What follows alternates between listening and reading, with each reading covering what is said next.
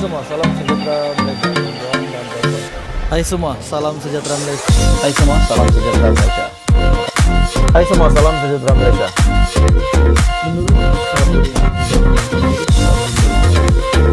Hai semua, salam sejahtera Malaysia. Bantuan dan Bapak semua. Hai semua, salam sejahtera Malaysia. Satu isu hangat yang saya nak kongsi dengan Anda. Baru-baru ini di dalam entry terbaru Twitter Raja Petra bin Raja Kamarudin. Satu post terkini ataupun entry terbaru daripada Twitter RPK yang sangat mengejutkan saya dan saya nak kongsi dengan Anda. Kita berbalik semula kepada RM 4.5 bilion yang dikabarkan masuk di dalam akaun Bersatu. Sebelum ini RPK membuat kenyataan RM 4.5 bilion masuk dalam akaun Bersatu. Dan baru-baru ini pula RPK membuat kenyataan bahkan telah mengongsikan dokumen ataupun penyata keuangan akaun Bersatu, menunjukkan bahwa Bersatu tidak terima RM 4.5 bilion. Mana satu RPK sokong ni sebenarnya? Yang paling membuatkan saya hairan, betul-betul hairan, mau tanya siapapun tidak tahu sudah. Yang membuatkan saya hairan, betul-betul hairan. Dari mana Raja Petra dapat penyata keuangan ini?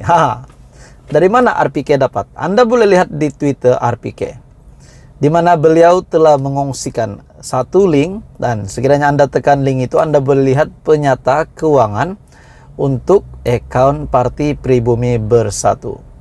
Dan menurut RPK, Bersatu tidak mencuri RM 4.5 bilion.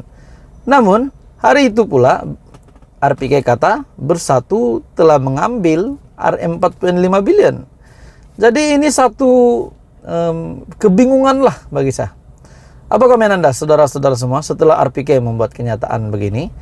Sekejap beliau didakwa menjadi penyokong PN, sekejap beliau didakwa menjadi pemfitnah, bukan penyokong PN.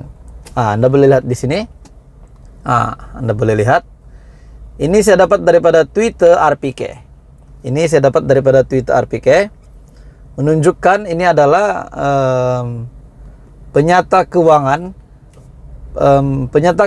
bagi tahun keuangan berakhir 31 Desember 2021 dan laporan juru audit Parti Pribumi Bersatu Malaysia. Sekiranya Anda tidak percaya, Anda boleh lawat Twitter RPK.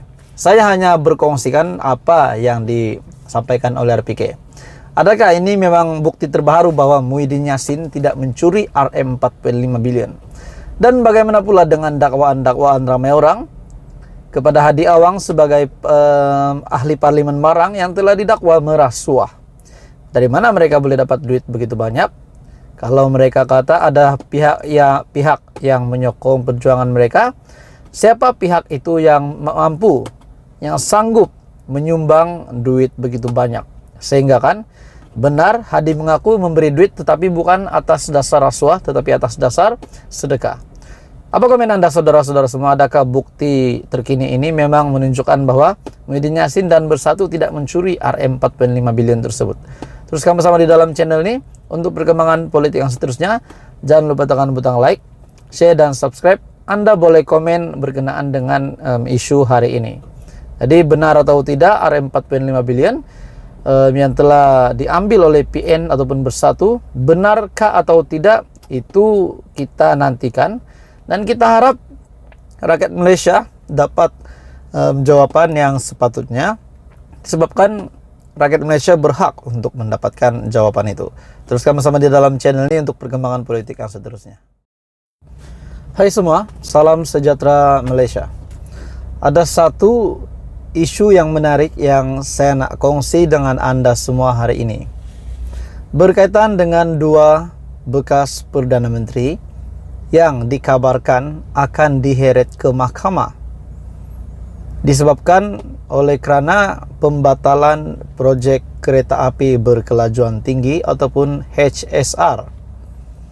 Dan setelah saya menyebut nama projek ini, sudah pasti Anda tahu siapakah bekas Perdana Menteri bukan seorang namun dua bekas Perdana Menteri yang akan diheret ke mahkamah. Ini satu kejutan besar, satu keputusan mahkamah yang sangat menggemparkan Tun Mahathir dan juga Muhyiddin Yassin. Berkaitan dengan satu artikel, Muhyiddin Dr. Mahathir diheret ke mahkamah. Isu pembatalan projek HSR. Oke, saudara-saudara semua, ini satu isu yang sangat menggemparkan. Bekas Perdana Menteri Dr. Mahathir Mohamad dan juga Muhyiddin Yassin akhirnya diheret ke mahkamah berhubung pembatalan proyek kereta api berkelajuan tinggi HSR antara Malaysia dan Singapura.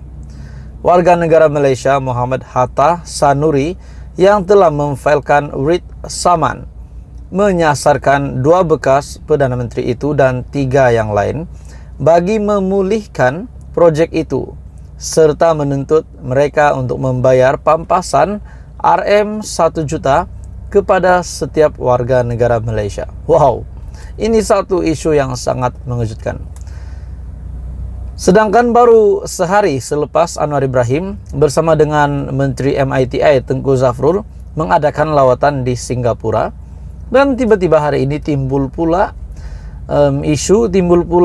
tajuk berita ini di mana dua bekas Perdana Menteri ini bakal diheret ke mahkamah isu pembatalan proyek HSR.